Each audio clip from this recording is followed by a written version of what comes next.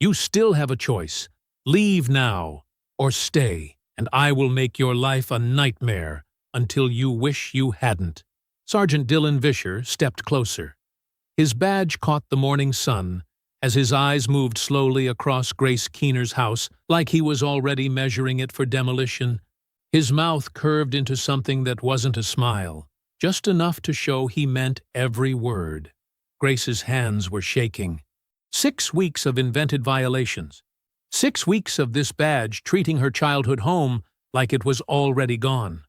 What Vischer didn't know was that across the street, a Navy SEAL had been recording every single word, and his K-9 had already decided this man was a threat.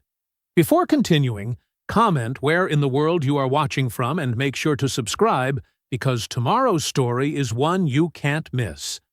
The hose had been running for 4 minutes when the cruiser turned onto Camellia Drive. Grace Keener didn't look up right away. She knew the sound of that engine. She had learned it the hard way. The low, unhurried rumble of a car that wasn't in a hurry because it didn't need to be. She kept the water moving across her mother's flower beds, the stream steady in her hand, her eyes on the soil. 3rd time, she thought. 3rd time in 6 weeks. The morning was already thick with August heat, barely 6:45, and the air sat heavy and damp against her skin. The neighborhood was quiet. A few sprinklers ticking on nearby lawns, a dog barking somewhere 2 streets over. Camellia Drive looked exactly like it always had. Old oak trees lining the sidewalk, modest, well-kept houses, flower beds that people tended because they cared, not because anyone was watching. Her mother had planted these flowers. Her father had laid this walkway, 1 stone at a time, on a Saturday when Grace was 6 years old. She had handed him the stones from a bucket while he worked. She still remembered the weight of them in her small hands. She heard the car door. "Morning." Sergeant Dylan Vischer walked toward her the way he always did. Slow, easy, like a man who had nowhere to be and knew it. He was a big man, thick through the shoulders, with small eyes that moved over things in a way that made her feel like she was being appraised rather than looked at. His uniform was pressed. His badge caught the early sun. Grace turned off the hose. She did not smile. "Officer?" "Ms. Keener." He stopped at the edge of her front walk. "Got another concern to bring to your attention." "I'm sure you do." "That hose." He nodded toward it.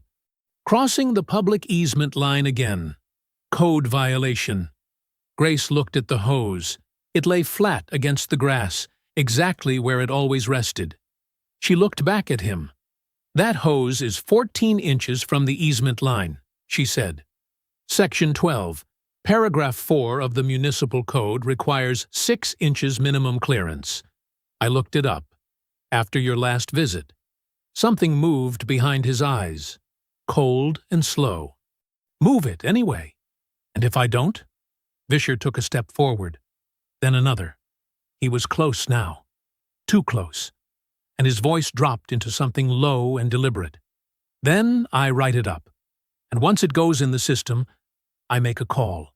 And that call turns into an inspection. And that inspection," he let the word hang, "turns into condemnation proceedings. You know how long that takes? 6 weeks. Maybe less for a house this old."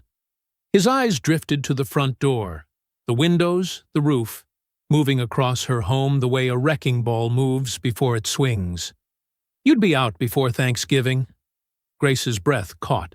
She held it. "You can't." "I already have. Twice. On this street."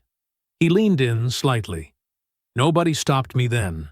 Nobody's stopping me now. You're what, 32? Widowed? Teaching 3rd grade?" His mouth curved into something that wasn't a smile. "Honey, you don't have the money, the time, or the connections to fight what's coming. Take the offer from Hargrove, pack your things, and move on.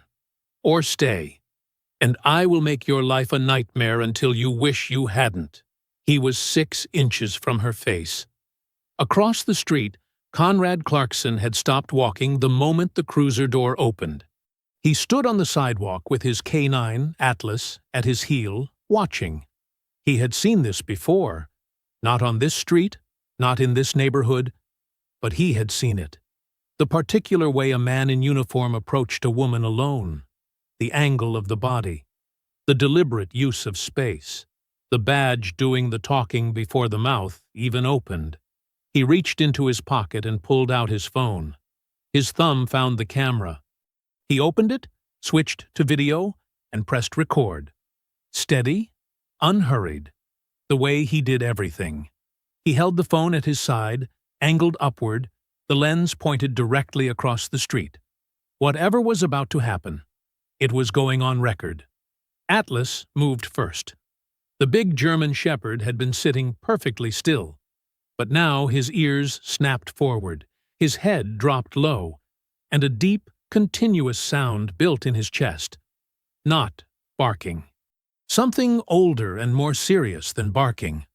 A warning that came from instinct, not training. Conrad glanced down at him. In 3 tours of service, he had learned one absolute truth about Atlas. The dog was never wrong. He looked back across the street. Vischer's body had shifted forward. Grace had gone completely still. The way people go still when they are calculating whether they are safe, when fight or flight are both running at the same time, and neither one has won yet.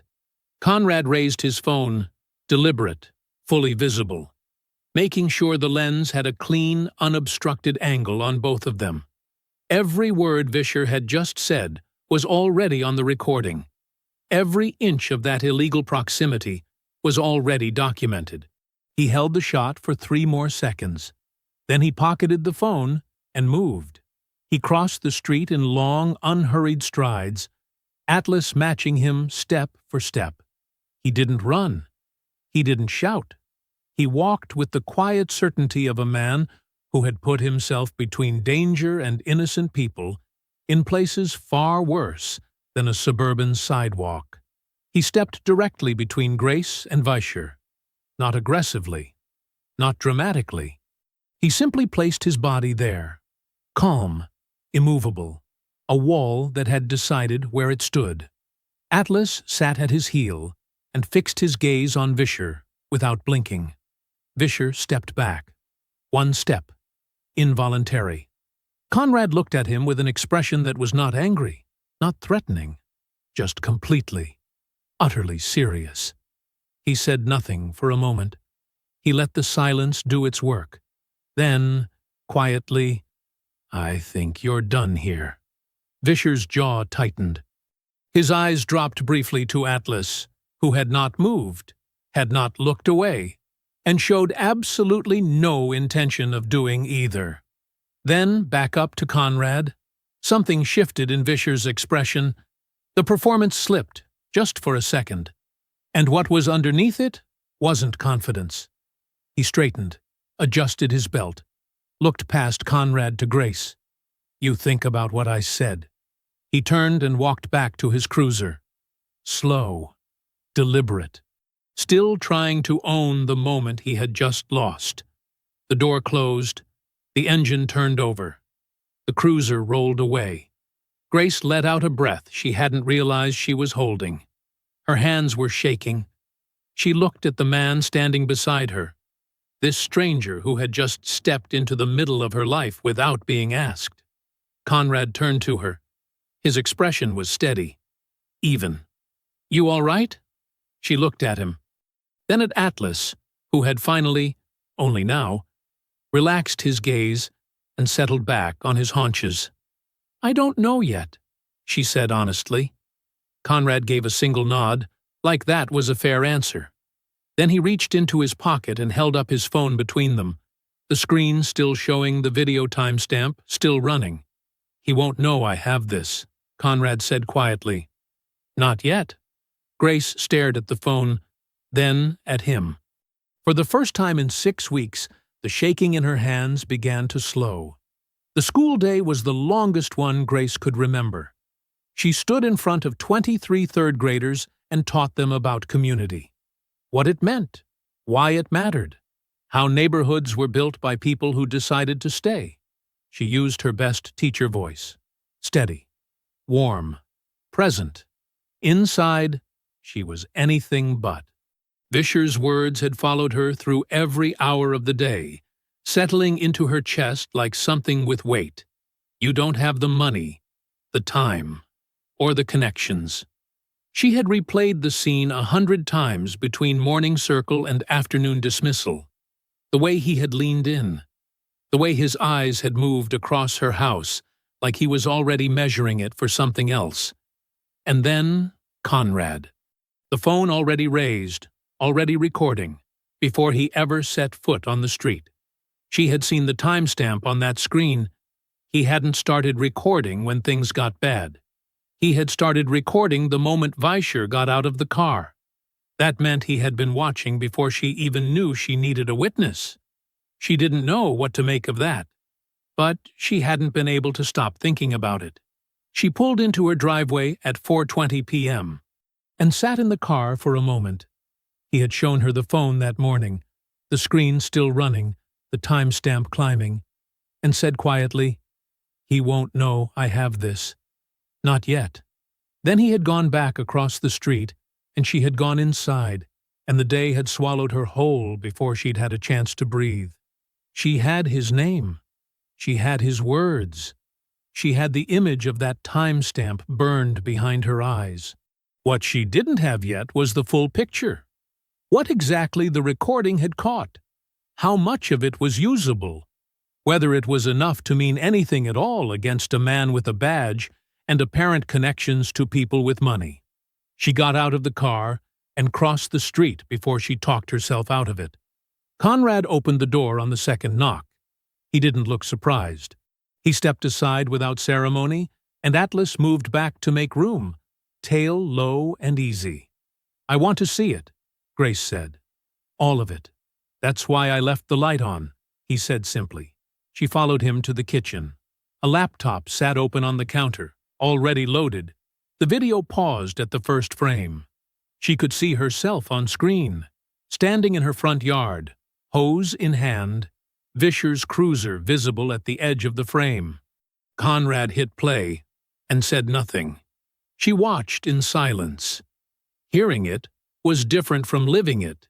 In the moment, her whole body had been occupied with holding herself together, keeping her voice level, keeping her feet planted, managing the fear that Vischer clearly intended for her to feel. She hadn't been able to fully absorb it while it was happening. Now she absorbed all of it. Every word. The condemnation threat. "You'd be out before Thanksgiving." The moment he leaned in, the particular, deliberate cruelty of Honey, "You don't have the money, the time, or the connections." Her own stillness on screen. She could see now what she had only felt then.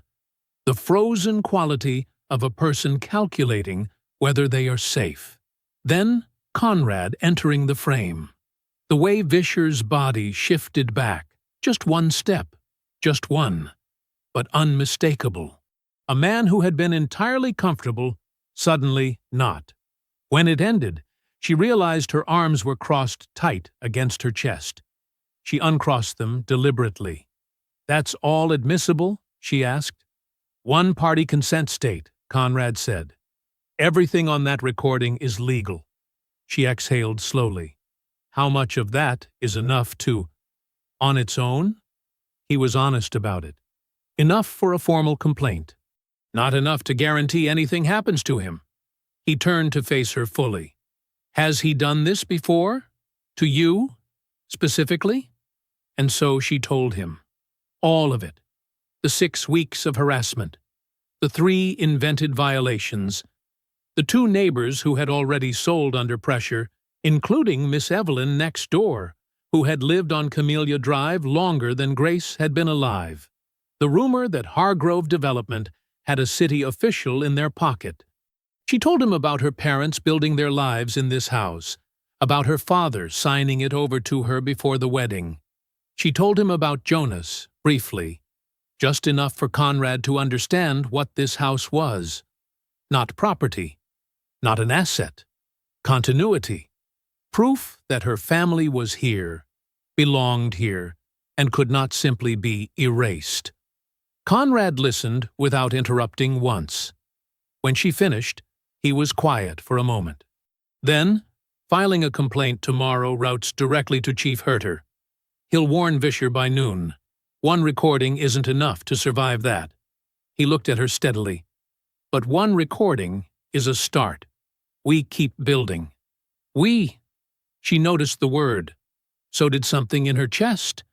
A small, cautious thing that had been braced for "you're on your own" and got something entirely different instead. She stood to leave. At the door, she paused. "Why did you start recording before you even crossed the street?" she asked. "You didn't know what was going to happen." Conrad looked at her evenly.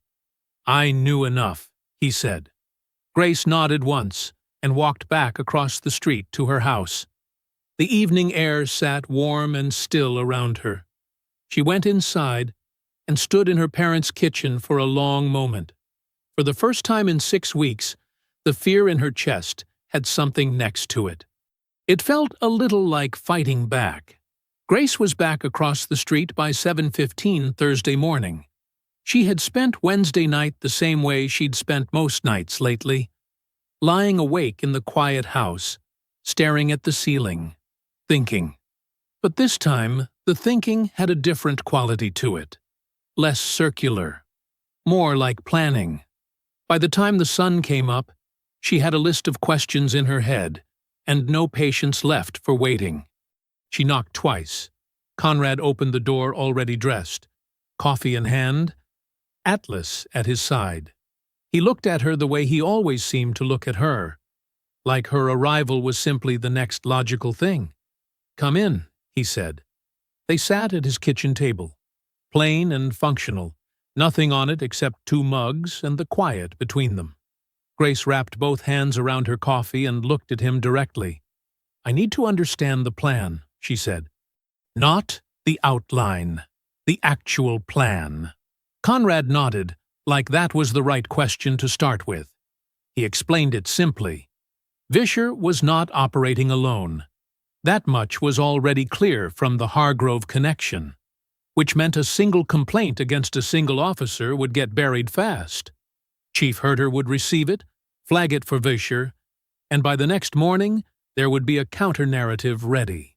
An accusation of misconduct against a police sergeant needed weight behind it. Multiple documented incidents, a visible pattern, evidence that could not be quietly set aside.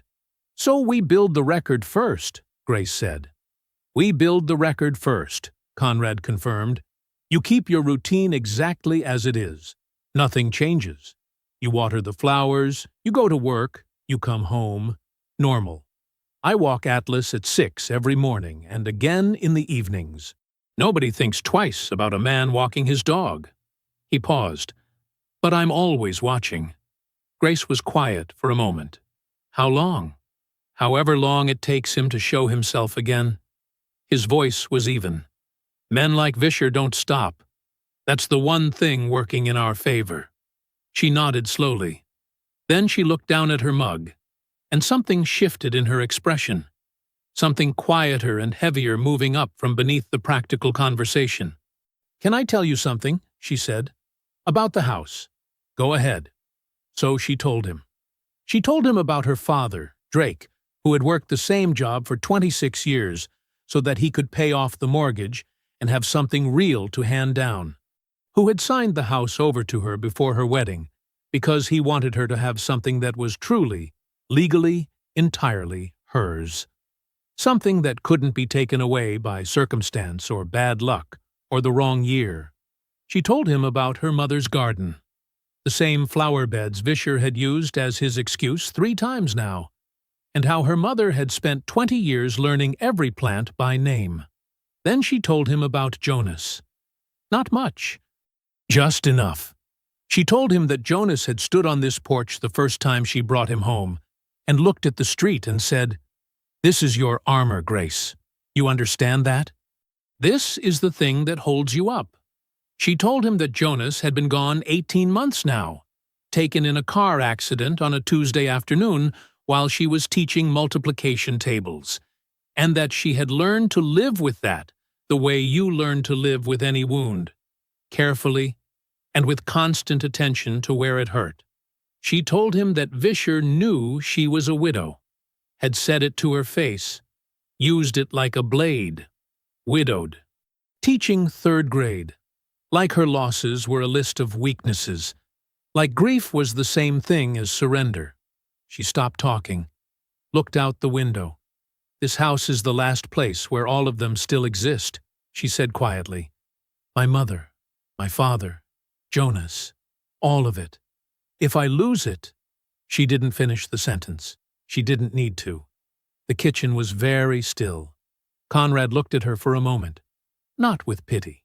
Not with the careful, managed sympathy people usually offered when she mentioned Jonas.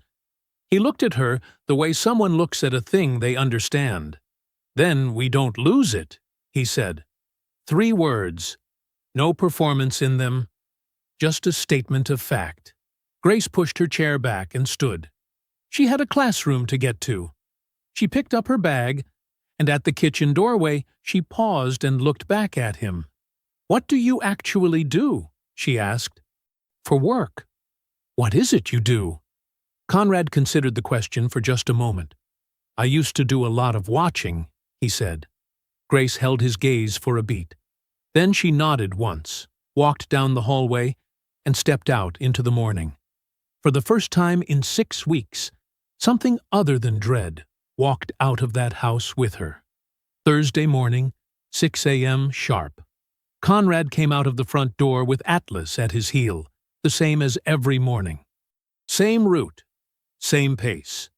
Same unremarkable man walking his dog while the neighborhood woke up around him. A few early risers had started to recognize Atlas. A woman on the corner always waved. A retired man 2 houses down had once offered the dog a biscuit. Conrad accepted all of it, warmly, unhurriedly, without leaving an impression worth remembering. That was exactly the point. He crossed toward the far side of Camellia Drive, letting Atlas set the pace. His phone was in his shirt pocket. The small lens of Atlas's collar camera pointed outward at the world. He wasn't thinking about what he might capture today. He was thinking about patterns. Vischer had come 3 times in 6 weeks. Men like Vischer were creatures of habit. They repeated what worked until something stopped them, which meant he would come back. And when he did, Conrad would be outside, and the camera would be running, and Vischer would have no idea. He just had to be patient. He didn't have to wait long. At 7:22 Thursday morning, on his second loop of the block, Conrad spotted Vischer's cruiser rolling slowly down Camellia Drive. No lights, no stop. Just that same slow, deliberate crawl. The roll of a man reminding the street that he could show up whenever he wanted. Conrad kept walking. He did not look directly at the cruiser. The car slowed further as it passed Grace's house. From the corner of his vision, Conrad watched Vischer raise his phone and point it through the window at the property, photographing the house, documenting it the way you documented something you were building a case against. Conrad walked Atlas another 30 feet down the sidewalk before smoothly turning back, unhurried. Just a man looping back on his route. The collar camera had a clean angle the entire time. He noted the timestamp in his head. 7:22 a.m., Thursday. 1 more brick in the wall. Friday brought the second piece. Conrad had noted the Hargrove Development site trailer 2 blocks east on his morning walks, a portable office unit sitting at the edge of the cleared land, where 3 houses used to stand before their owners sold. He had been building a mental map of the people who moved in and out of it.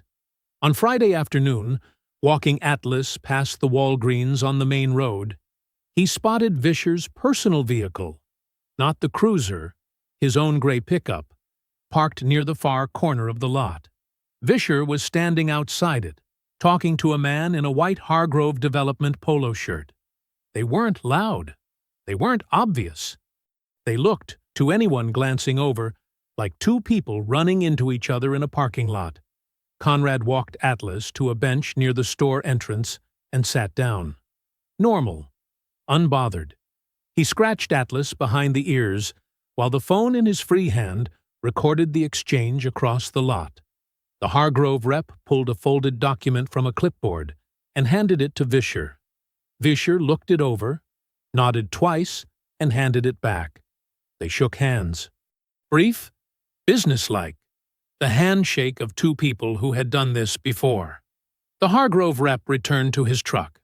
Conrad photographed the license plate before it left the lot. Saturday afternoon, Grace knocked on Miss Evelyn's door. She had been putting it off. She wasn't sure why. Maybe because Miss Evelyn, at 71, had already been through enough, had already lost the fight Grace was still in the middle of.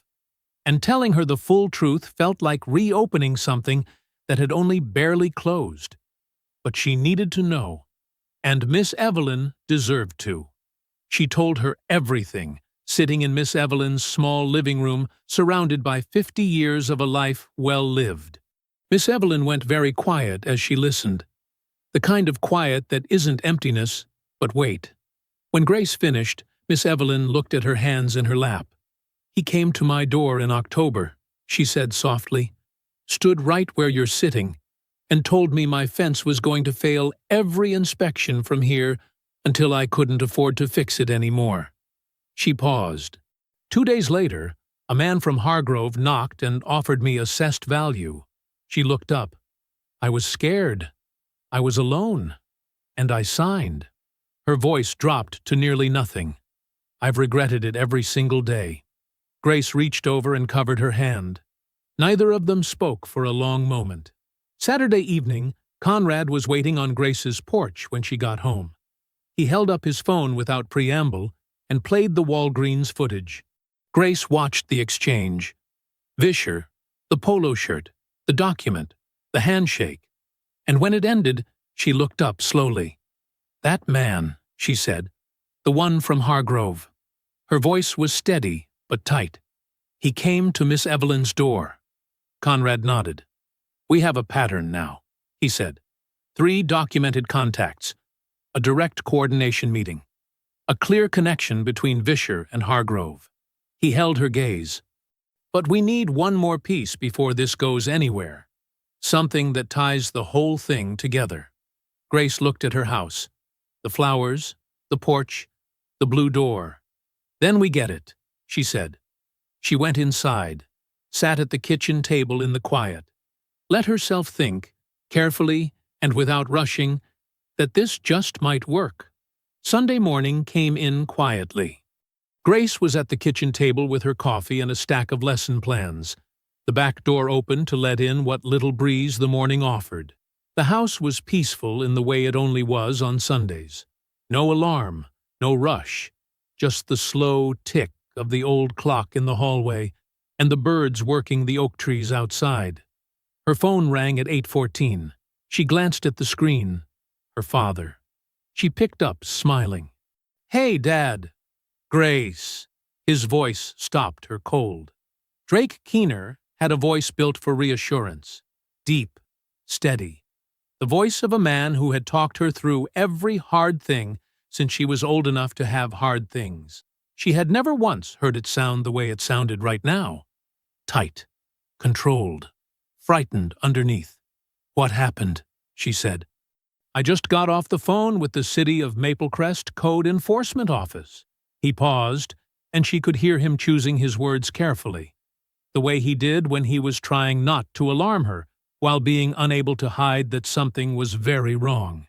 "They said a formal inspection request was filed on your property. Under my name, using my phone number." Another pause.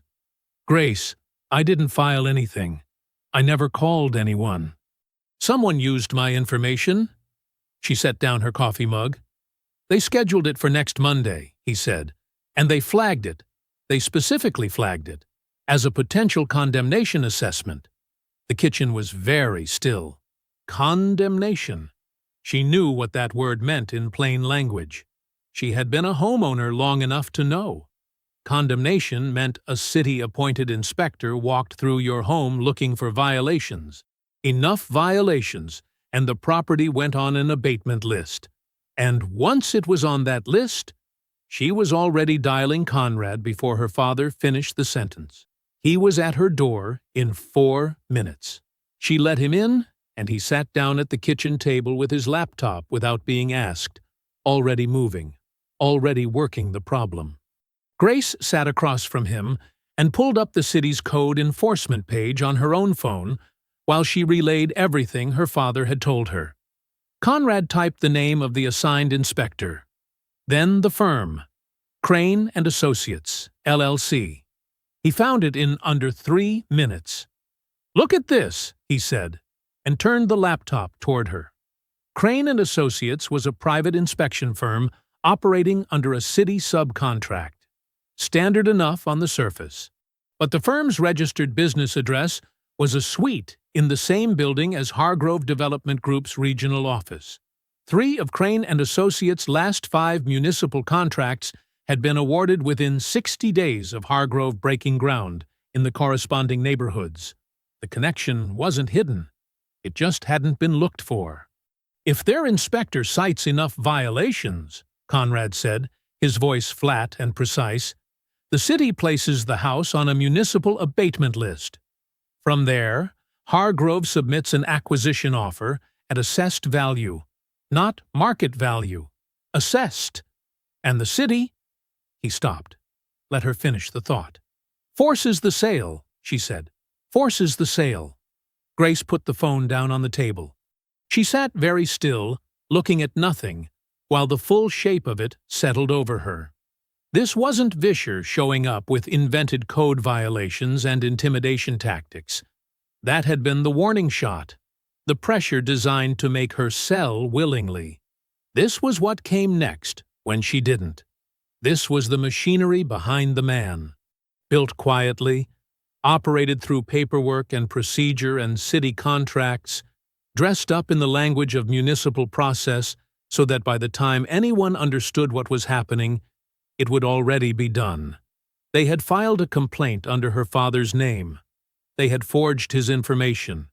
They had used the identity of a 58-year-old man who had spent half his life paying off this house so that his daughter would always have somewhere safe to stand. She felt something move through her then. Not panic, not grief. Something hotter than both. "He knew," she said quietly. "Vischer knew exactly what he was looking at when he came to this door. He wasn't guessing. He picked me because he thought I was easy. Young, widowed, a teacher's salary." She looked up. He had this planned before his first visit. Conrad said nothing. He didn't need to. The look on his face confirmed it. Drake's car pulled into the driveway at 6:30 that evening. Grace watched from the window as her father got out. He had a suitcase with him. He stood in the driveway for a moment and looked up at the house. This house, the one he had handed to her with both hands and a clear title. And something moved across his face that she had never seen there before. He stood there a long moment. Then his jaw set, and he picked up the suitcase, and he walked toward the door. Inside, Conrad was already at the kitchen table, laptop open, building the case. The real fight was just beginning. Drake Keener filled a doorway the way certain men did, not through size alone, but through the particular quality of stillness that came from a man holding himself carefully in check. He set his suitcase down in the hallway, looked at the stranger sitting at his daughter's kitchen table, and said nothing for a moment. Conrad stood and extended his hand. "Conrad Clarkson. I live across the street." Drake looked at the hand. Then he shook it. Firm, brief. "I know who you are," he said. "Grace told me." He pulled out a chair and sat down heavily, the weight of the drive and the phone call and everything in between settling over him all at once. "So, what are we doing about this?" For the next 20 minutes, Conrad laid it out. He walked Drake through everything. The recording from Tuesday morning, the Walgreens footage, the Crane and Associates connection, the forged complaint filed under Drake's name. He turned the laptop and showed him each piece in order, methodical and unhurried, the same way he had briefed people in rooms far more dangerous than this one. Drake listened without interrupting. His expression didn't change much, just tightened, degree by degree, like something being wound too tight. When Conrad finished, Drake sat back and crossed his arms. "We go to the press," he said. "Tonight. We take everything you just showed me and we put it in front of a camera and we make it impossible for them to ignore." "I understand why you want that," Conrad said. "Then let's do it. If we go public right now, Herter has the story by morning." Conrad kept his voice even. "Hargrove has a PR firm on retainer.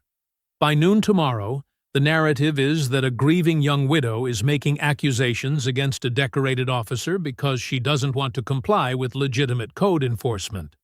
They will bury this before it breathes." He paused. "We have evidence of a pattern. We don't yet have the thread that ties the whole conspiracy together in a way no one can explain away. We go now. We lose." Drake's jaw was tight. "My daughter has been targeted in the home I gave her. They used my name, my phone number." He leaned forward. "You're asking me to sit on that. I'm asking you to be patient for a few more days, so that when this lands, it lands once, and it lands completely." Conrad held his gaze. "Men like Vischer have beaten complaints before. We need this to be the one he can't beat." The kitchen was very quiet. Then Grace placed her hand on her father's arm. Not urgently, gently. The way you touched someone you knew well enough to know when words would help and when they wouldn't. Drake looked at her. Something in his expression shifted. The particular surrender of a parent who has raised a child capable enough to be trusted. "Okay," he said quietly. "Okay." Conrad picked up his phone. He scrolled to a contact he had stored under a single initial, O, and typed a brief, careful message. No details, just enough. "Need to talk. Tonight. Secure line." He had made contact with Councilwoman Pia Rushton 2 days earlier through a mutual connection in the state attorney's office, a name passed to him quietly by the federal investigator he had worked alongside 3 years ago. He knew her background. He knew she had been building a case against the Hargrove police relationship for 2 years. He knew she was waiting. The reply came in 4 minutes. A phone number, a time, 11 p.m. At 11 o'clock, Conrad put the call on speaker. Councilwoman Rushton's voice was measured and precise. The voice of a woman who had spent decades choosing her words in rooms that were not always on her side. She listened to the summary without interrupting. When Conrad finished, there was a brief silence. "I've been building toward this for 2 years, she said. "I have circumstantial connections, political patterns, community testimonies. What I don't have is documented, specific, provable misconduct with paper behind it." Another pause. "If what you're describing is as solid as you're telling me, we can take this to my contact at the state attorney's office. But I need the full package. Everything. Nothing partial. Nothing preliminary. They will only move once." "Understood," Conrad said. "Give us a few more days." "You have until the inspection," she said. And the line went quiet. By midnight, the kitchen table had become something else entirely. Conrad assigned roles without ceremony. Drake would formally document the fraudulent complaint filed under his name. Dates, the call record, a written statement. Grace would compile a complete timeline of every Vischer interaction, every violation notice, every witness. Councilwoman Rushton would prepare the legal framework in the background. Conrad would continue surveillance. 6 days until the inspection. Drake looked at the table. The notes, the laptop, the 2 people sitting across from him who were not willing to let his daughter lose what he had spent a lifetime building for her. and something in his face settled. Not calm, exactly. Something more like resolve. "All right," he said. "Let's get to work." Monday morning, Conrad drove to the Maple Crest Police Department alone. He had told Grace and Drake over breakfast that this was a necessary step, not because he believed it would work, but because the record needed to show they had tried. If this case ever went in front of a judge or a federal investigator, the paper trail mattered. Every door they knocked on, every process they followed, every formal channel they attempted and were turned away from, all of it became part of the story. He parked, walked in, and asked for the Internal Affairs Division. The officer at the front desk, young, careful, professionally blank, directed him down a hallway to a small office with a frosted glass window. Conrad sat across from a sergeant named Briggs, laid out a written complaint with precise, documented language, and submitted it with 2 supporting video files transferred to a department-issued USB drive. He was polite. He was specific. He used dates, times, and direct quotes. Briggs accepted the complaint, signed the receipt, and told Conrad he would be contacted when an investigator was assigned. The whole thing took 11 minutes. Conrad drove home knowing exactly what would happen next.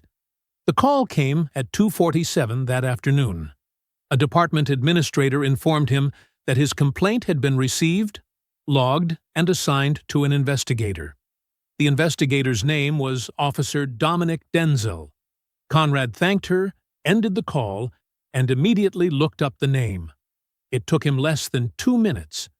Dominic Denzel, 9-year veteran of the Maple Crest PD, former patrol partner of Sergeant Dylan Vischer.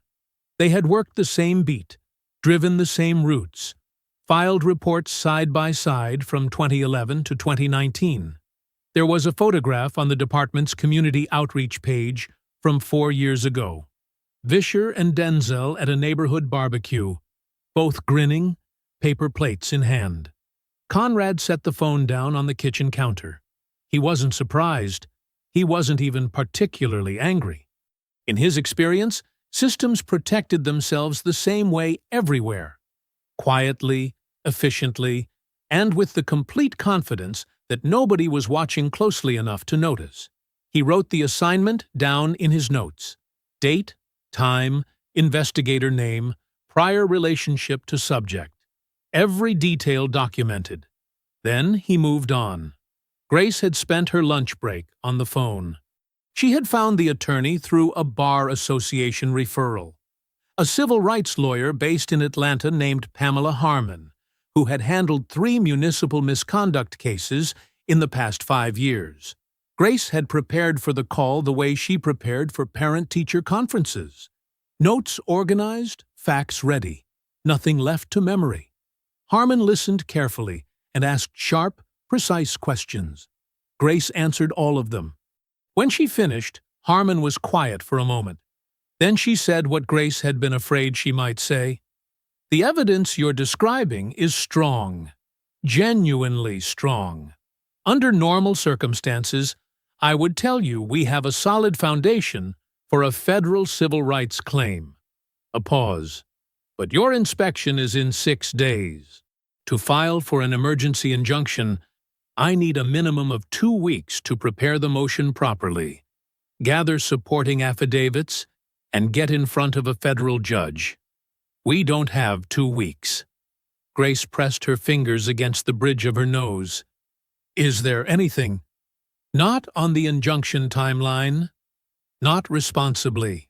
Harmon's voice was direct but not unkind. "What I can tell you is this.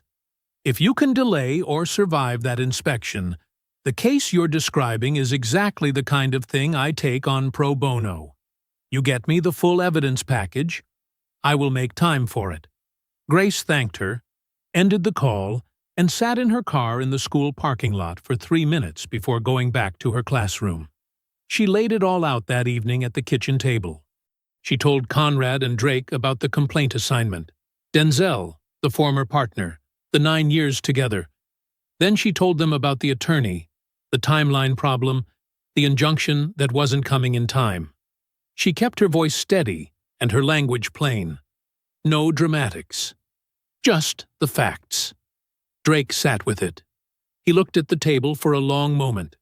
Then he picked up Grace's written timeline. 4 pages, handwritten, every Vischer interaction logged in her neat schoolteacher's hand, and read it from the beginning, page by page, all the way through, without saying a word.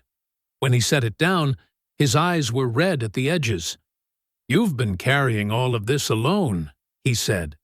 Grace looked at her father, at the man who had handed her this house with both hands, and the absolute belief that it would keep her safe, and felt the full weight of the past 6 weeks pressed down for just one moment.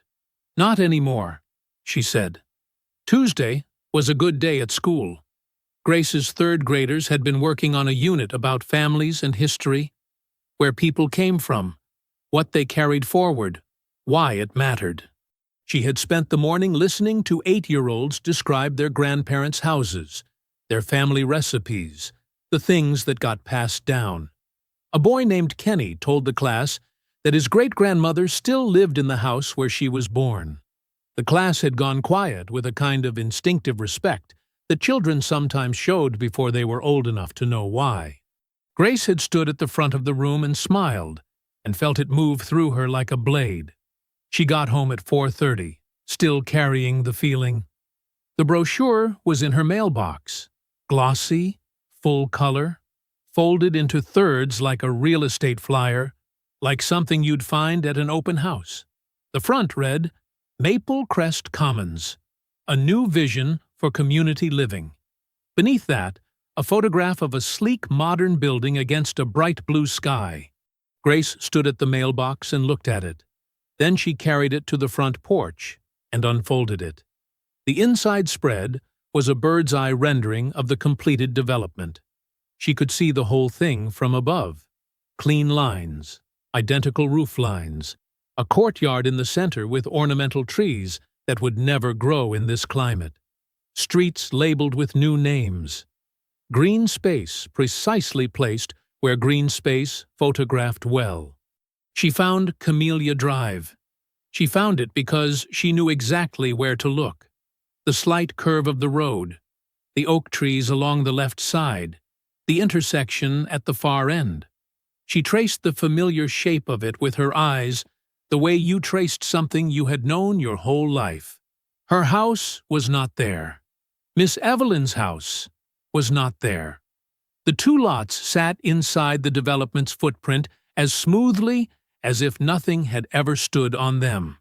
No acknowledgement, no asterisk, just clean, unbroken lines where 30 years of living used to be. She and Miss Evelyn had been removed from the map as completely and casually as you might erase a pencil mark. Grace sat down on the front steps. She sat there for a long time. She thought about her mother kneeling in the dirt of these flower beds on a Saturday morning with her gardening gloves and her old radio playing gospel from the kitchen window. She thought about her father on his hands and knees laying the front walkway, stone by stone, while a 6-year-old Grace handed him pieces from a bucket and felt useful. She thought about Jonas standing on this porch in the early evening light, looking out at the street and saying, "This is your armor, Grace. You understand that?" She looked at the rendering again. Then she folded it carefully, went inside, sat at the kitchen table and graded her papers. All of them. Every page. She wrote her comments in the margins in her neat, deliberate hand. "Good thinking, Kenny." "Nice work, Aaliyah," because 23 children were coming back to her classroom tomorrow morning, and they deserved a teacher who showed up fully. She did not tell Conrad about the brochure that night. She didn't need to. She already knew what it was. It wasn't information. It was a message. We have already decided. You are already gone. She went to bed early and slept better than she had in weeks. Something had settled in her. Something cold and certain that lived on the other side of fear. Wednesday morning, Conrad walked his usual route. He turned east toward the Hargrove site, 2 blocks from Camellia Drive. The cleared land sat open and raw, the topsoil stripped back, a portable site trailer parked along the edge. 2 workers were moving materials near the trailer. Conrad had walked past this spot 11 times in the past 2 weeks. He knew both faces by now. The bigger one, a broad man in his late 40s with a gray work shirt and the permanently tired look of someone who had been doing physical labor since before it was fashionable, was always first to arrive and last to leave. Conrad had heard someone call him Ray. He slowed as he passed, letting Atlas drift toward the grass strip along the trailer's edge. Atlas sniffed the ground with complete disinterest, while Conrad nodded at the man. "Morning," Conrad said easily. "How long has this project been going?" Big Ray looked at him for a moment, then at Atlas, then back at Conrad. "Long enough," he said. The words carried something underneath them, not hostility. Something more like weariness. Like a man who had been watching something he didn't like for a long time and had run out of ways to not see it. Conrad nodded, gave Atlas a light tug, and kept walking. He had gone maybe 30 feet when he heard the footsteps stop behind him. "Hey!" Conrad turned. Big Ray was standing with his back to the trailer, not looking directly at him. His voice was low, careful. "I kept some things," he said. "Didn't know why at the time." A pause. "Maybe I did." Conrad held his expression completely neutral. "I know where to find you," he said simply. He turned and walked on. Atlas matched his pace without breaking stride. Conrad kept his eyes forward and said nothing, but his jaw set just slightly. The particular set of a man who has been waiting for the thing that changes everything, and has just heard it arrive. Wednesday evening came in slow and gray. Conrad had spent the afternoon the same way he spent most afternoons, watching, noting, building the map in his head. At 5:15, he texted a single line to the number Big Ray had given him when Conrad circled back to the site an hour after their exchange. 2 blocks north, corner of Elm and 4th. 6 o'clock. He kept it short. Short messages left less to misread.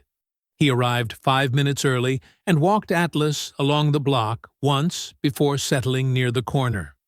The neighborhood here was quieter than Camellia Drive, a dead-end street, no through traffic, nothing that would make 2 men talking look like anything worth noticing. Big Ray pulled up at 6 on the dot. He was a large man up close, thick through the chest and shoulders, hands that looked like they had been doing real work since before Conrad was born. He moved with the particular caution of someone who had made a decision and wasn't fully at peace with it yet. He looked up and down the block twice before he stopped walking. Atlas sat between them. Big Ray looked at the dog the way most people did, uncertain at first, then reassured by the dog's complete disinterest in him. "Nobody saw me leave," Big Ray said. "Good," Conrad said. "What do you have?" Big Ray reached into his jacket and pulled out his phone. His hands were steady, but his jaw was tight. "I've been on this project 7 months," he said. "From the first week, I could see something wasn't right. The timeline was moving too fast for the permits we had. Blocks that weren't supposed to be cleared yet were getting cleared. Houses that were supposed to still have residents. The residents were just gone. You asked about it?" "Once." He looked at Conrad evenly. Once was enough. He opened his email app and handed the phone over. Conrad read slowly and carefully, the way he had been trained to read documents in the field. Not for impression, but for specifics. Dates. Names. Language that was meant to obscure, but didn't quite. The emails were an exchange between 3 parties. Hargrove's regional director, a man named Gabriel Fleck, the inspector from Crane & Associates, and a third address that resolved, when Conrad looked it up, to a private email account registered to Dylan Vischer. The language was careful in places. Corporate. The kind of careful that told you the people writing it knew exactly what they were doing and believed they were smart enough to get away with it. But the meaning was not hidden. Accelerating vacancy on target corridor addresses, a phrase that appeared 3 times across different emails, always in the context of a specific timeline aligned with Hargrove's development schedule. A spreadsheet attached to one email listed addresses on Camellia Drive with columns marked status. Words like resistant, pending, soft, cleared. Grace's address was listed. The status column beside it read, resistant, accelerate. Another email, from Fleck to the inspector, contained the sentence, coordinate with our contact at MPD to ensure inspection flags are sufficient for abatement on remaining resistant properties. The date on that email was 3 weeks before Weischer's first visit to Camellia Drive. Conrad read it twice. Then he handed the phone back. "How many of these do you have?" he said. 11 emails, screenshots of all of them. Big Ray's voice was quieter now. "I forwarded them to my personal account the day after I tried asking questions and got told to mind my work. I didn't know why I was doing it at the time." He looked down the street. "My grandmother lost her house in a situation like this. Back in the 90s. Different city, same story. I watched it happen when I was 12 years old." He paused. "I told myself, if I ever saw it happening again, I wasn't going to be the one who looked away." Conrad looked at him for a moment. "Your family. Do they know you have these?" "No." "Is there anyone at Hargrove who might know you kept copies?" Big Ray thought about it. "I don't think so. I was careful." "You're going to need to stay careful," Conrad said. "Don't talk to anyone at the site about this. Don't change your routine. Don't give anyone a reason to look at you." Big Ray nodded.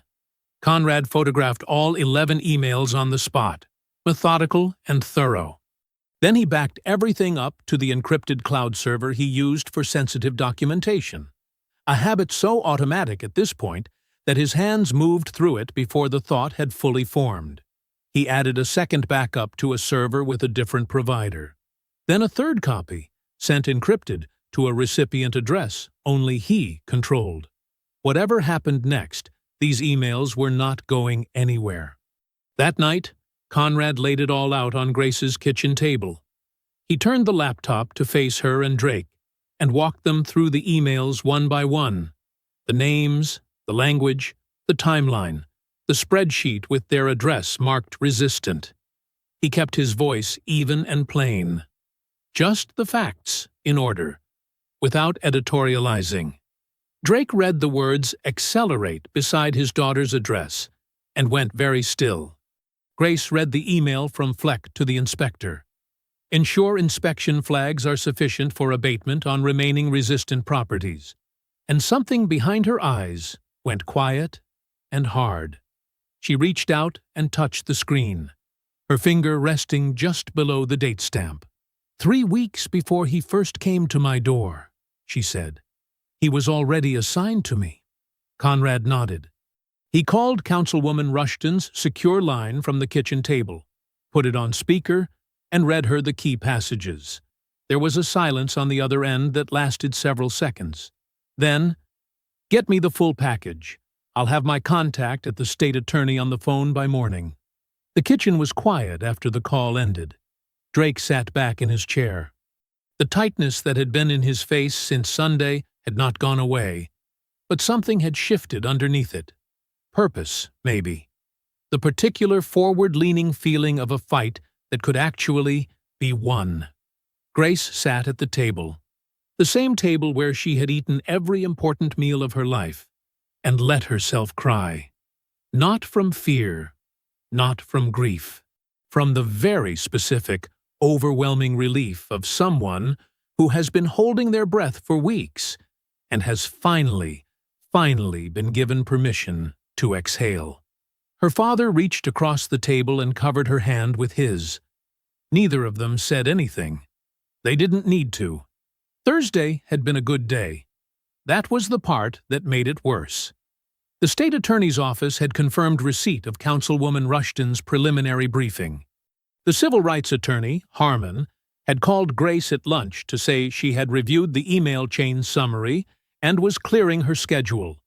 Conrad had spent the morning running through the full evidence package, the recordings, the photographs, the emails, the documented timeline, and everything was holding. Everything was solid. For the first time since Sunday, the kitchen table felt less like a war room and more like a place where they might actually win something. They had dinner together that evening, the three of them. Drake made his late wife's chicken and rice, the recipe he kept in his head because writing it down had always felt unnecessary. They ate and talked about something other than Vischer for 40 minutes. Grace laughed once, genuinely, fully, at a story her father told about the drive down, and Conrad watched them and said little and seemed content with that. It was the last peaceful moment of the night. Conrad's phone rang at 9:04 p.m. He looked at the screen. Big Ray. He answered immediately. What happened? Big Ray's voice was not the steady, careful voice from Wednesday evening. It was tight and fast and stripped of everything except fear. My truck, he said. Someone broke into my truck last night. My phone is gone. The work phone and my personal one.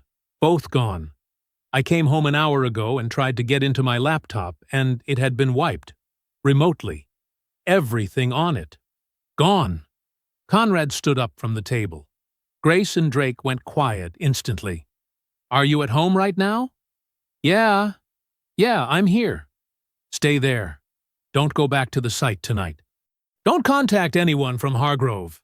Conrad kept his voice level and deliberate. Is your family with you? A pause. My wife. My son. Keep them close. I'll be in touch within the hour. He ended the call. The kitchen was completely silent. He told them plainly and quickly, no softening. Big Ray's phone, the phone with the original email screenshots, was gone. The laptop wiped. Someone had moved against their witness, which meant someone at Hargrove, or connected to Hargrove, knew that Big Ray had talked. Drake's chair scraped back. They know what we have. They know someone talked, Conrad said. They don't know about the backups. They don't know what we've already passed to Rushton's contact. He held Drake's gaze. The emails are safe. 3 separate encrypted servers. None of them accessible from anything Big Ray owned. He had backed everything up before showing anyone. The moment Big Ray had handed him that phone on Wednesday, Conrad had treated it the same way he treated intelligence documents in the field. Copy first. Distribute to secure locations. Assume the original will be compromised. It was not caution. It was habit. It was the thing that 17 years of operating in hostile environments had permanently installed in him. They can't take back what's already been sent, Conrad said. The words settled. Drake sat back down slowly. Rushton called 7 minutes later. She didn't wait for a greeting. There's a story running tonight, she said. Local outlet. Someone leaked that I've been investigating Hargrove.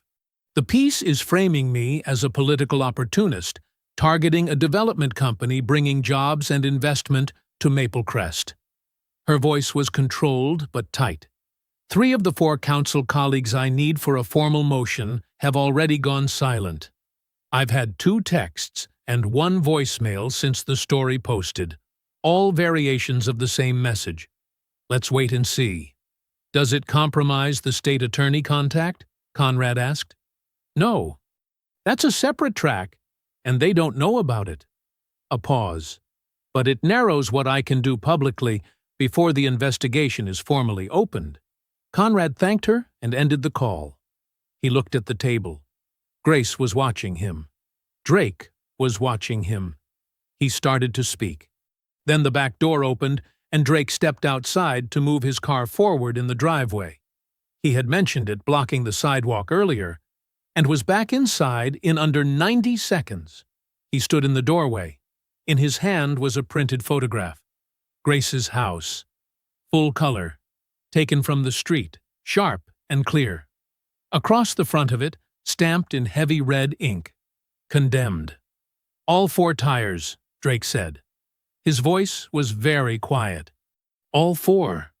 Grace took the photograph from her father's hand. She looked at it for a long moment, at her house on that piece of paper, at the red words stamped across everything her family had built, and the room around her went absolutely silent, in a way that had nothing to do with sound. She did not shake. She did not cry. She went still in the way Conrad had noticed once before. Not paralysis. Something colder and more deliberate than that. She set the photograph down on the table. "They know where my father parks his car," she said evenly. "They know who's been coming and going. They have been watching this house." She looked up. Her eyes were dry and completely clear. "They are not trying to scare me anymore. They are trying to make me feel like it's already over." She looked at the photograph one more time. "They picked the wrong house." Conrad held her gaze for exactly 1 second. Then he opened his laptop. Drake went to bed at 11. He had held up well, better than most would have, Conrad thought. But the slashed tires and the photograph had taken something out of him that dinner and determination couldn't fully replace. Grace had walked him to the guest room, come back to the kitchen, and sat down across from Conrad without a word. The house was quiet. Just the 2 of them and the low hum of the refrigerator and Atlas, asleep in the corner with his chin on his paws. Conrad closed his laptop. He looked at her directly, the way he rarely did, the full, unguarded kind of looking that he usually kept rationed, and said, "I need to tell you something about who I am." Grace set down her coffee. "Okay." He didn't frame it dramatically. He never did anything dramatically. "I'm a Navy SEAL," he said. "You knew that part. What you don't know is what I specifically did." He paused, choosing the words the way he chose everything, deliberately, without waste. "For the last 4 years of my service, I ran a 6-man unit. Our job wasn't combat operations. It was intelligence documentation in denied environments." She looked at him steadily. "What does that mean?" "It means we went into places where powerful people were doing corrupt things and believed they were untouchable. Places where anyone who tried to build a case against them had already failed. Our job was to document what was happening in a way that couldn't be dismantled, even when the targets knew someone was watching, even when they were actively trying to destroy the evidence." He looked at her evenly. "I have done this in conditions that make Maplecrest look like a Sunday afternoon." The kitchen was very still. "The night Big Ray called," Conrad continued, "you watched me not panic. I need you to understand why." He turned the laptop back toward her and opened a file. Inside were folders, dated and labeled, each one a layer of the case they had been building. "The moment Big Ray showed me those emails on Wednesday evening, I treated that phone as a compromised asset. I backed up every email to an encrypted cloud server before I left the corner of Elm and 4th. Then a second server, different provider, different country. Then a third copy, sent encrypted to a secure address only I control." He paused. "Big Ray's phone is gone. His laptop is wiped. It doesn't matter. I had already moved everything before I walked home." Grace stared at the screen, then at him. "You assumed they would come for it," she said. "I assumed they would try. They always try." He leaned back slightly. "Every conversation of consequence in this kitchen has been recorded on a secondary device. Everything I passed to Councilwoman Rushton went through a channel that isn't traceable to this address. I shared nothing in writing that could be intercepted and used against us." He said it plainly, without self-congratulation. Just facts. "I have been running this as an operation from the morning I crossed that street, because that is the only way I know how to do it." Grace was quiet for a long moment. Then she said, "Show me the rest." Conrad reached down and unclipped the small rectangular device from Atlas's collar. He set it on the table between them. It was barely larger than a matchbook. Matte black, weatherproof, with a wide-angle lens no bigger than a shirt button. "Atlas has worn this on every walk since my first week here," Conrad said. "It's a military working dog body camera. Standard equipment from my unit. Wide angle, high definition, full audio." He pulled up a folder on the laptop and opened it. "Every conversation Vischer has had on Camellia Drive for the past 2 weeks, including the exchange with the Hargrove representative that I was too far away to fully hear, Atlas was within 20 feet of. Ground level. Clean angle. Continuous recording." He played 30 seconds of footage. Vischer's voice filled the quiet kitchen. Clear, unhurried, explicit. The Hargrove representative's response. The document exchanging hands. Every word. Grace watched the screen without moving. When it stopped, she looked at Atlas. The big dog was still asleep in the corner, one ear twitching slightly at the sound of his own recording. His collar lay on the table between them, small and unremarkable, carrying everything they needed. She looked back at Conrad. "You were ready for this," she said. Not a question. "I was ready for them to try," he said quietly. "There's a difference."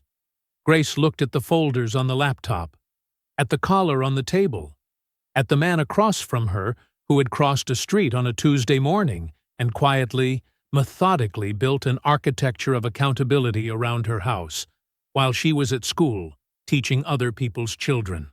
"Why?" she said. "You could have just filed a report, handed over the first recording. You didn't have to do all of this." Conrad was quiet for a moment. He looked at the table. Then out the dark window toward Camellia Drive.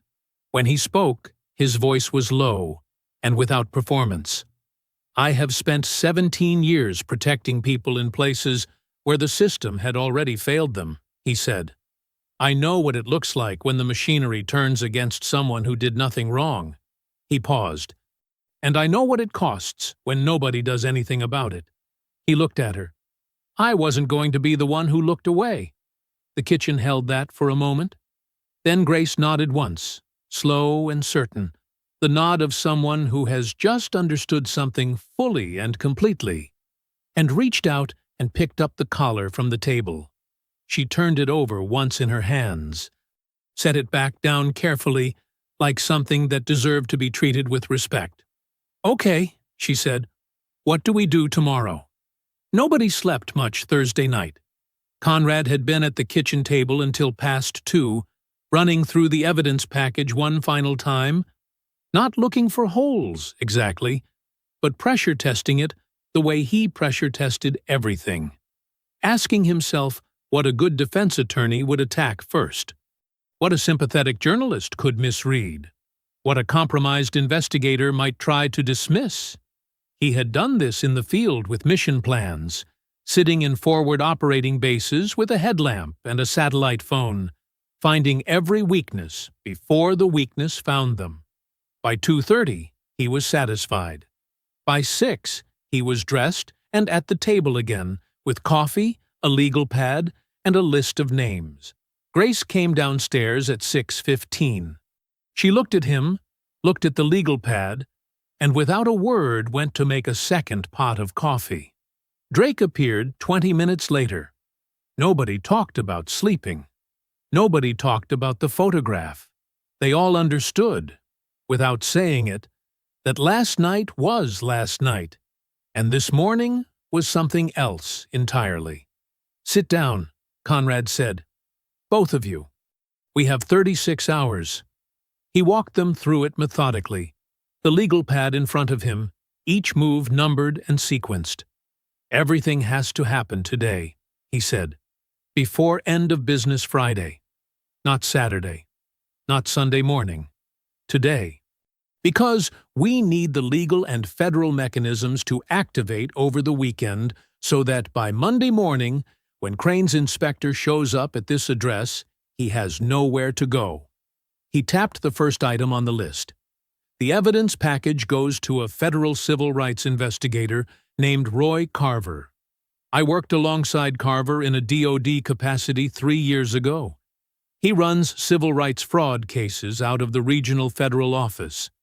Once this is in his hands, jurisdiction shifts entirely. Herter cannot touch it, Vischer cannot influence it, and Hargrove's attorneys cannot slow-walk it through the municipal system. He looked up. Carver agreed to an urgent review when I reached out last night. Drake leaned forward. You called him last night? After everything that happened? After everything that happened, Conrad said, was exactly the right time to call. He tapped the second item. Councilwoman Rushton holds a press conference this afternoon. Not the full package. We don't compromise the federal investigation. But enough. The Walgreens footage, the Crane and Associates connection, the fraudulent complaint filed under your name. He looked at Drake.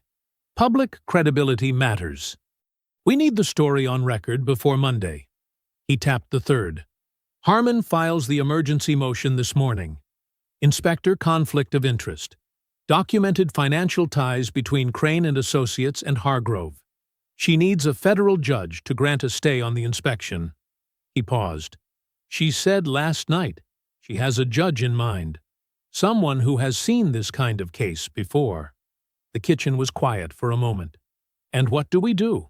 Grace asked. You and Drake stay here, Conrad said. Close to the phone. I need to be mobile. He left at 8:15 with the full encrypted package on a drive in his jacket pocket and a duplicate already transmitted to 2 secure servers. He drove to the federal building downtown and met Roy Carver in a 4th-floor conference room at 9:30. Carver was a compact, quiet man in his early 50s, with reading glasses pushed up on his forehead and the permanent slight squint of someone who spent his days reading very fine print. He took the drive without ceremony, plugged it into a secure terminal, and read in silence for 22 minutes. When he looked up, he said, This is a coordinated deprivation of property rights under color of law. Minimum 4 federal statutes, possibly 6. He pulled his glasses down. I'm opening a preliminary inquiry today. Conrad nodded once. The inspection is Monday morning. I'll have something in motion before close of business. Councilwoman Rushton's press conference ran at 2 p.m. Conrad watched it on his phone from the parking lot outside the federal building. She stood at a podium outside City Hall in a deep blue suit, a single page of notes in front of her, and she was devastating. Calm, specific, and precise. Every sentence a fact, every fact sourced. She named Crane and Associates. She named the fraudulent complaint. She named the pattern of targeted displacement. She did not name Conrad. She did not name the federal inquiry. She named Vischer. Grace's phone rang at 4:47 p.m. She was standing in the front yard. She had come outside without entirely meaning to, drawn to the porch, then down the steps, then to the flower beds, standing in the same spot where this had all begun 6 days ago. The evening air had cooled slightly. A few neighbors were out. Camellia Drive looked the way it always looked. She answered on the second ring. It was Harmon. Her voice was even, but there was something alive underneath it. The judge granted the stay, she said. 30 days. The inspection cannot proceed Monday morning. Grace lowered the phone slowly. She stood in her front yard and looked at her house. The flower beds. The blue door her father had painted the summer she turned 7. The porch where 3 generations of her family had stood watching the same street. And she exhaled. Slowly. Completely. 36 hours. That was all it had taken to dismantle what they had spent months building. She was still standing there when Conrad's green truck turned onto Camellia Drive and pulled into the driveway across the street.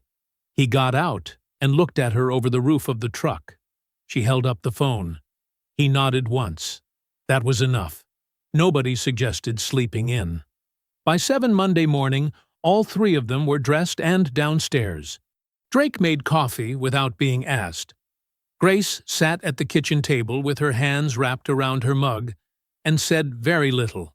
Conrad stood at the front window, watching the street the way he had watched 100 streets before this one. Patiently, with the particular stillness of someone who understood that waiting was not the same as doing nothing. The inspection had been scheduled for 9 a.m. The stay was in place. The inspector had no legal authorization to proceed. On paper, this morning should have been simple. But Conrad had not survived 17 years of operating in dangerous places by trusting that things on paper stayed that way. So they waited. At 8:40 a.m., his phone buzzed. A text from Roy Carver. 2 words. Moving now. Conrad looked up. It's happening. 2 unmarked federal vehicles pulled up in front of the Maple Crest Police Department at 8:43 a.m. They parked without ceremony. No lights, no announcement. 2 agents in plain clothes walked through the front entrance and asked for Chief Ronald Herter by name. Herter was in his office when they came through the door. He was a large man who had spent 30 years carefully constructing the appearance of authority. The pressed uniform, the commendations on the wall, the particular way he sat behind a desk that suggested the desk existed to hold him up rather than the other way around. He looked at the 2 people standing in his doorway and at the federal credentials in their hands, and something in his face went very still. They handed him a letter. He read it standing up. Then he sat down. The letter outlined the scope of a federal civil rights investigation into a coordinated conspiracy to deprive Maple Crest residents of property rights under color of law. It named Hargrove Development Group.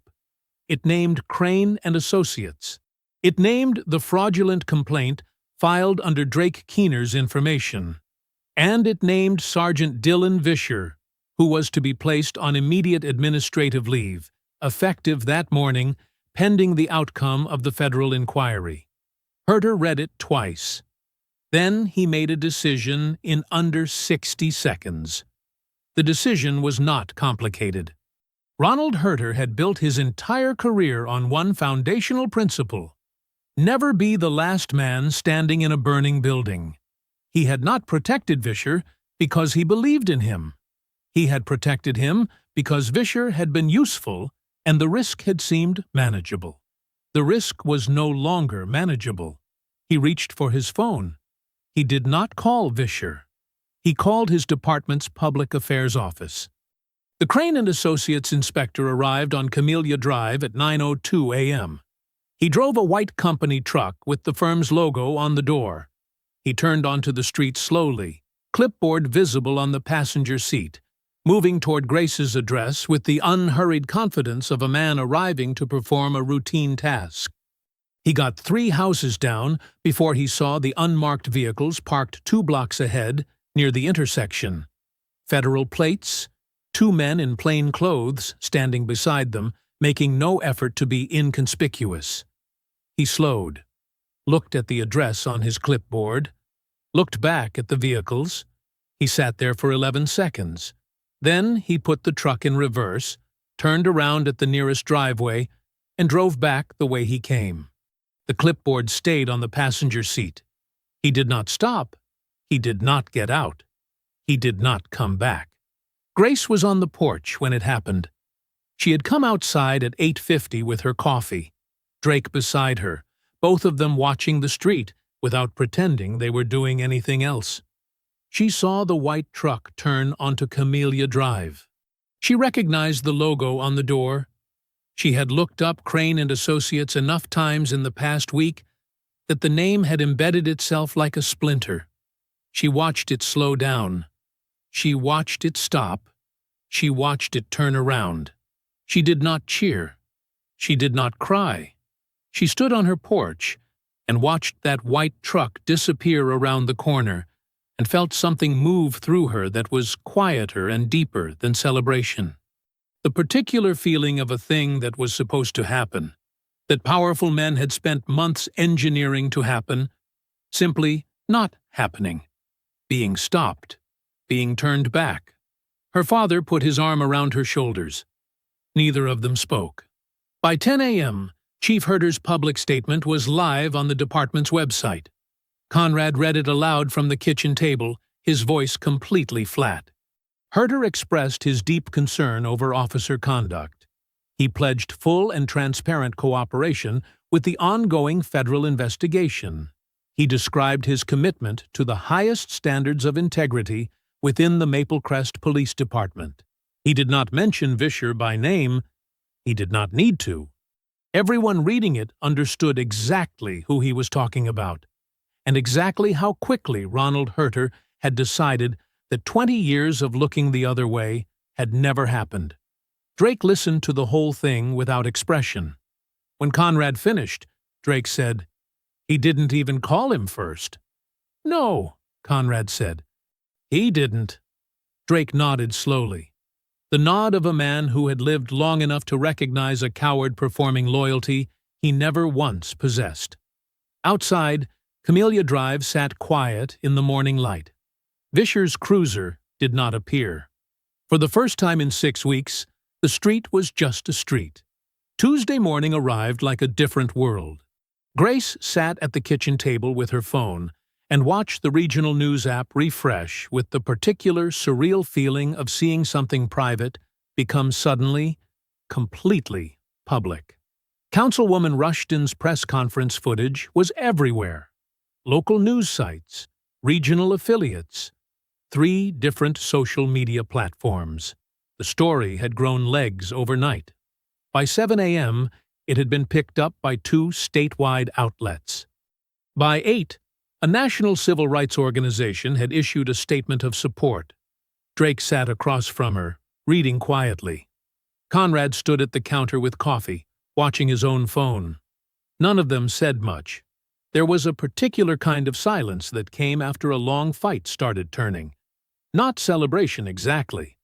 More like the careful, almost disbelieving act of watching something you had worked for become real. Gabriel Fleck, Hargrove Development Group's regional director, resigned at 11:47 Tuesday morning. The company released a statement through their PR firm.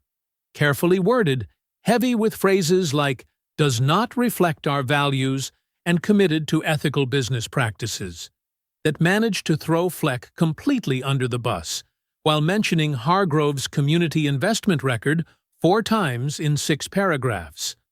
Conrad read it, set his phone down, and said nothing. Grace read it and felt something crystallize in her chest. The cold, clarifying recognition of watching people who had operated with total impunity suddenly move very fast to protect themselves. Hargrove's stock dropped before noon. Investors did not wait for details. The word federal in a press release had a way of making money move.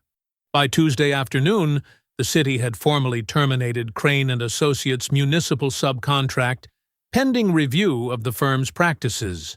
The inspector who had turned his truck around on Camellia Drive Monday morning, whose name was now in 3 separate news stories, found his professional licenses flagged for review by the state licensing board.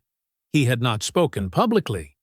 His attorney had issued a brief statement advising that he was cooperating with investigators. Big Ray's attorney, arranged through the civil rights firm, confirmed that afternoon that his client was under formal witness protection protocols and that any attempt at retaliation would be added to the federal complaint. Then the detail emerged that changed the temperature of everything. It came through Carver's office, passed to Councilwoman Rushton, who called Grace directly at 2 p.m. During the execution of a federal search warrant on Vischer's department records, investigators had found a document. A list. Handwritten on standard notebook paper, folded into his desk drawer beneath a departmental manual. It contained the names and addresses of 14 homeowners on the Hargrove Development Corridor. Beside each name, Vischer had written a brief assessment. Notes on age, household composition, employment, whether the owner had legal representation, whether they had family nearby. The list was a targeting document, a vulnerability map. Each person on it had been selected because Vischer had determined they were least likely to fight back. Beside Grace's name, in his handwriting, were 7 words, New widow. No legal background. Should be easy. Councilwoman Rushton read it to her over the phone. Grace sat very still at the kitchen table and let those 7 words settle over her.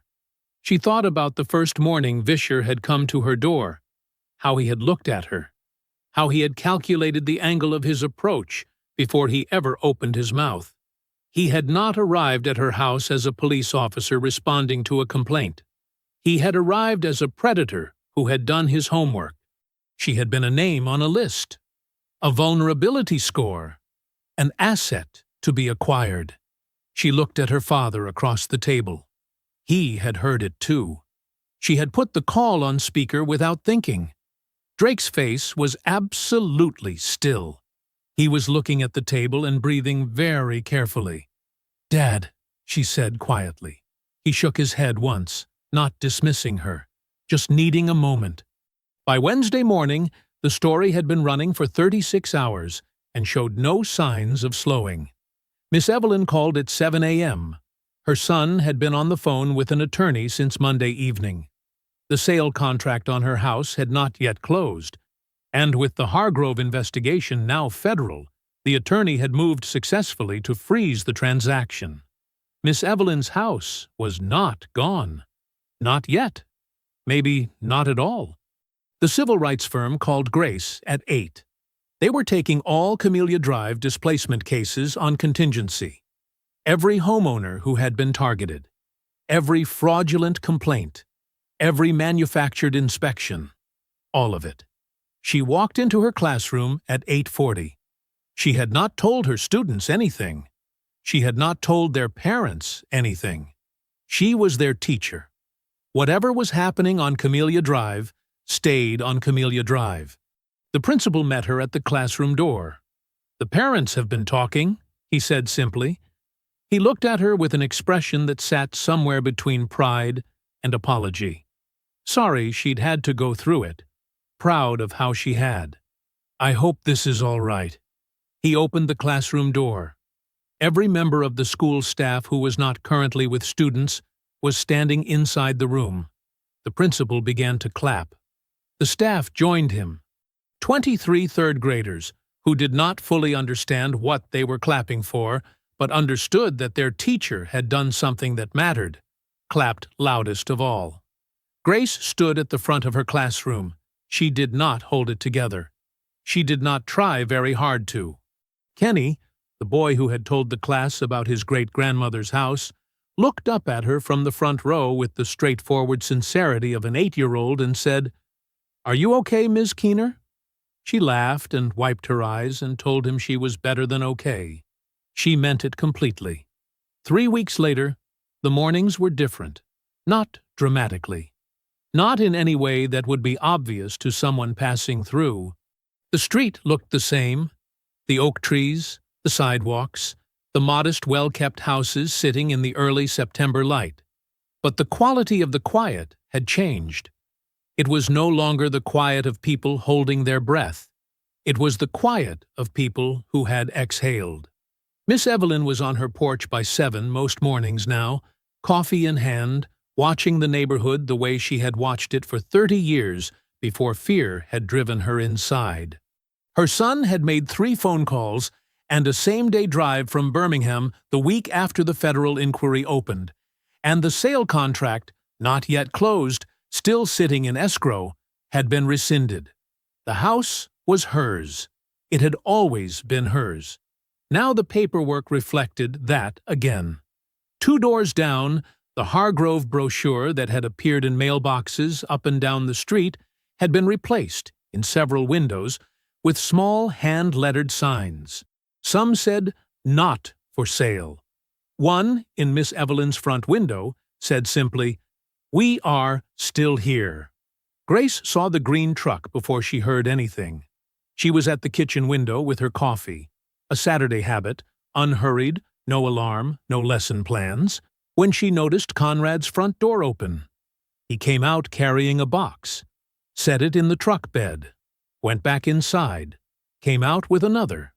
She set her mug down. She had known this was coming.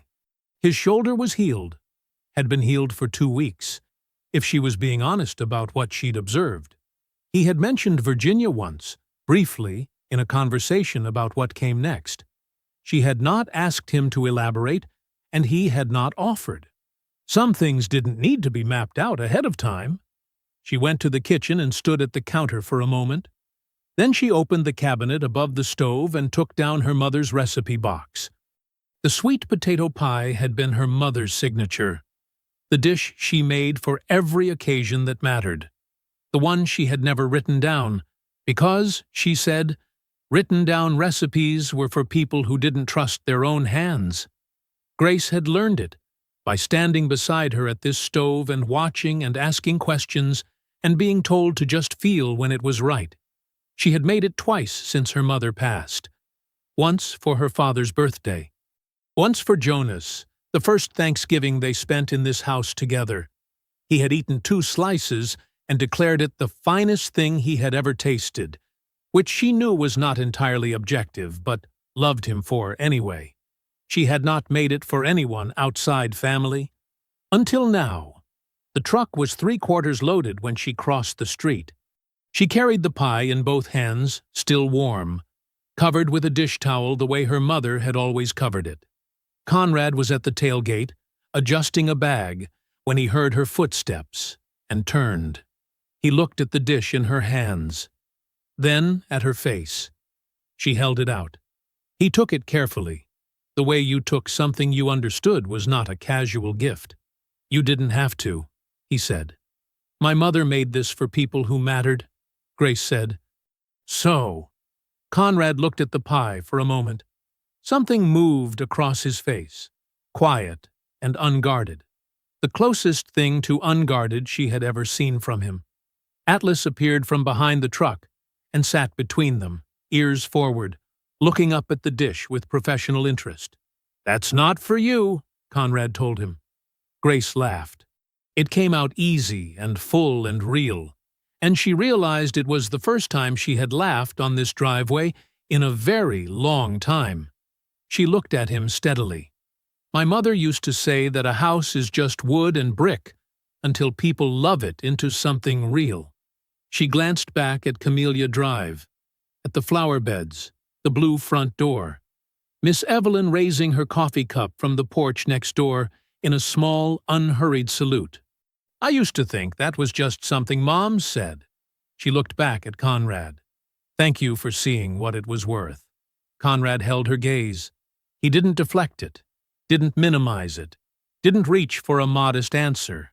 He simply received it, the way a man received something he had genuinely earned and knew it. "Take care of it," he said quietly. "Always have," she said. He loaded Atlas into the passenger seat. The big dog settled immediately, chin dropping toward the window, ears relaxed for the first time in weeks. Conrad closed the door and stood beside the truck for a moment, his hand resting on the roof, looking across at the house on Camellia Drive. Still standing? Flowers still in the beds. The blue front door catching the early morning light the way it had caught it every morning for 30 years. He nodded once. Then he got in, started the engine, and pulled away from the curb. Atlas barked once as the truck reached the end of the street, sharp, clean, proud. And then they turned the corner and were gone. Grace stood in her driveway and watched until there was nothing left to watch. The street settled back into its Saturday morning quiet around her. A sprinkler ticked somewhere. A child on a bicycle wobbled past the oak trees. Miss Evelyn raised her coffee cup again from the porch next door, and Grace raised an invisible one back. She turned and looked at her house. The walkway her father had laid stone by stone. The flowers her mother had tended for 20 years. The porch where Jonas had stood in the evening light and called this place her armor. All of it still here. All of it still standing. All of it still hers. She walked up the front path, pushed open the blue door, and went inside. Justice, when it finally comes, doesn't always announce itself. Sometimes it crosses the street, asks if you're ready, and stays until the work is done. If you enjoyed the story, leave a like to support my channel and subscribe so that you do not miss out on the next one. On the screen, I have picked 2 special stories just for you. Have a wonderful day.